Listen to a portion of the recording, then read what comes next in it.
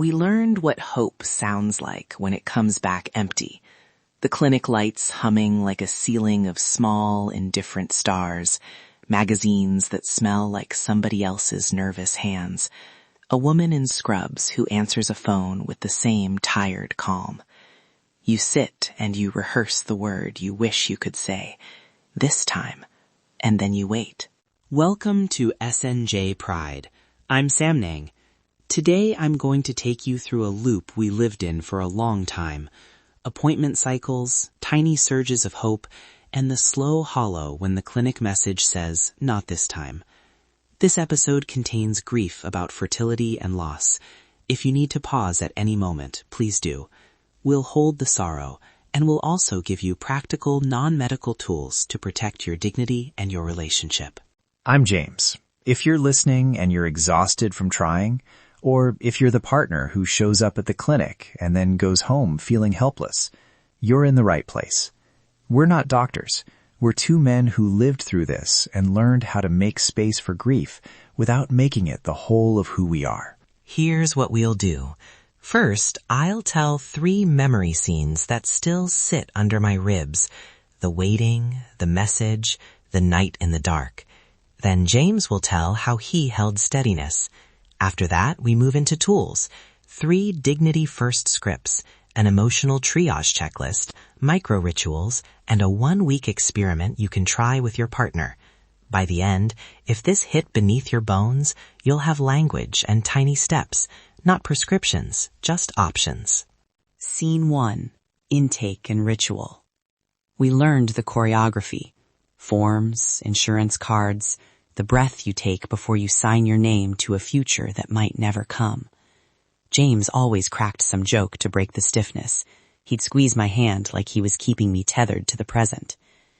I remember sitting in that waiting room with my phone face down, pretending I wasn't taking mental inventory of who in our lives might be the first to ask, "So, when are you having kids?"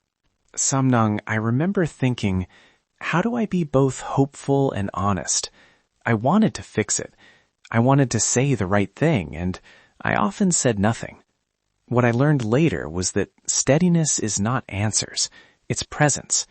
I'd sit there, I'd hold your hand, and sometimes that was the only thing that mattered. Scene 2. The message. That little ping that changes everything.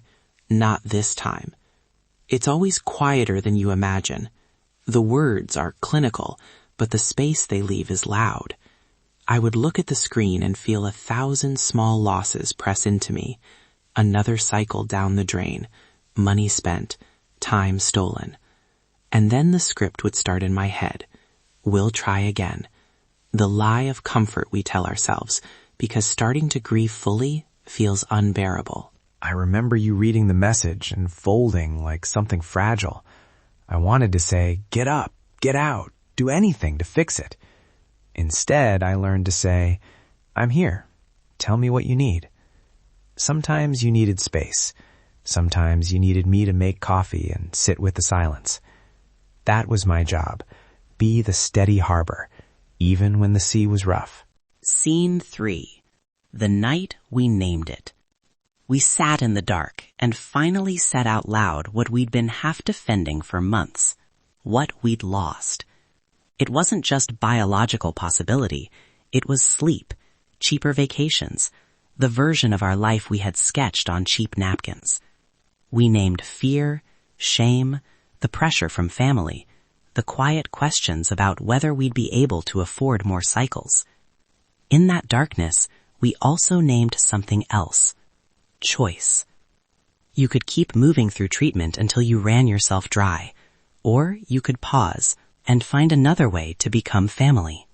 That night taught me how to listen without trying to fix everything. I said, I don't have all the answers, but I want to make a decision with you, not for you. We learned to ask small questions. What would make today gentler? What boundary would keep us safe? One small boundary became a lifeline, a weekly night where fertility talk was off limits. It wasn't dramatic, but it worked. Okay, tools. These are not medical instructions. These are dignity-first scripts we used when things were raw. Script 1 is for telling your partner when you need a boundary. Say it like this: I love you. I'm grieving today, and I need 1 hour by myself to let it be. When I'm ready, I'll tell you what I need. Short, named need, time-boxed. You do not owe explanations beyond that. That script is gold. When you said it to me, it made me feel included, not pushed away. It told me how to help without guessing. If you're the partner listening, hear that as permission to hold space, not to fix. Ask, do you want me to sit with you, or do you want me to give you space? Then follow the answer. Script 2 is when you call the clinic and you need emotional support, not medical advice. Try, hi, I need to request a note in our file that we're asking for emotional support around these cycles. Is there a counselor you can connect us with? Or can you flag this for someone who can call and check in about supports? Short, focused on support, not on treatment decisions. It signals your need without opening a medical debate. When clinics respond well to that, they can be a real help. When they don't, it's not your fault. Take note of who listens and who doesn't. If a staff member dismisses your emotional needs, ask to escalate or find an LGBTQ+ affirming counselor. We put links to resources in the episode notes. Script 3 is for family. I know you're asking because you care. Right now, we're processing some hard news about fertility, and we appreciate your love. We don't need advice. What we need most is your patience and respect for our decisions. Keep it short. Make the ask clear. You do not have to accept unsolicited plans, money offers with strings, or comparisons to others. Next, an emotional triage checklist. Signs that grief is moving into crisis. Number 1, sleep collapse. Either you can't sleep at all, or you can't get out of bed. Number 2, intrusive, hopeless thoughts that feel constant. Number 3, withdrawal, avoiding your partner, friends, or basic needs. If one or more of these feel like your life, stop and reach out. A licensed mental health professional, a crisis line, a friend who knows you well. In your notes, we've included LGBTQ+ affirming mental health resources. Use them. If you notice these signs in your partner, you don't have to be an expert. Ask direct questions. Are you thinking about hurting yourself? I know that's hard to say out loud, but direct questions save lives. If you hear yes or sense imminent danger, contact local emergency services or a crisis line immediately. We put hotline links in the episode notes so you don't have to look alone. Micro rituals. We needed small, repeatable acts that honored endings without turning them into tragedies. 1, a private release letter. You write 1 page to the hope you carried, then burn it or tear it up.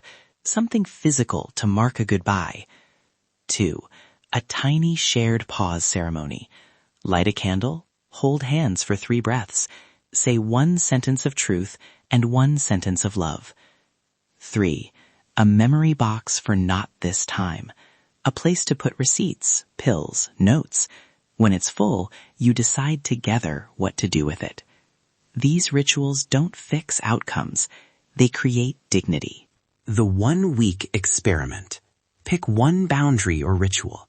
Example, make Wednesday nights forever a no fertility talk evening.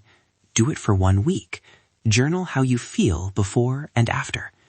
At the week's end, schedule a 5-minute check-in. What worked, what didn't, and whether you want to keep the experiment or adjust it. Small experiments teach you what sustains you without committing to 1,000 steps at once. If you're the partner listening, try the experiment too. Your role is to show up as a witness and a helper to the process. Say, I'll respect Wednesday nights. If you want to talk, I'm here on Thursday. That kind of boundary helps both of you breathe again. Direct talk to you, who's in the middle of this loop right now. I see you. I know the way grief says you failed, even though you did everything you could. If you're listening and your chest feels hollow and you don't know the shape of hope anymore, this is for you. Your worth is not measured by a cycle result. Your body, your relationship, your desire to be a parent. None of those metrics erase your humanity. You are not alone. And to the partner who feels helpless, you're not failing either. Presence matters. Small things matter. Making coffee, holding a hand, reading a note, these are repair work. Say the simple things. I hear you. I'm here. We'll make decisions together. That steadiness can become the shelter you both need. We are not therapists. We are not offering medical advice. If this episode brought up intense emotions, please consider contacting a licensed counselor or your clinic team and use the resources in our episode notes for LGBTQ++ affirming support. If you are in crisis or thinking about harming yourself, contact your local emergency services or a crisis line right away. You don't have to go through that alone. If you're willing, try one small thing this week and tell us about it. DM us or comment with "I hear you" and the ritual or boundary you tried. You don't have to give details, just the tiny step. It helps us know someone out there is walking it with us. If you found this episode useful, please subscribe and share it with someone who might need gentle language or a small experiment. If you're comfortable, send an anonymous voicemail telling us the one boundary you set. Hearing real people try small things helps others feel possible. Thank you for sitting with us today. This is SNJ Pied.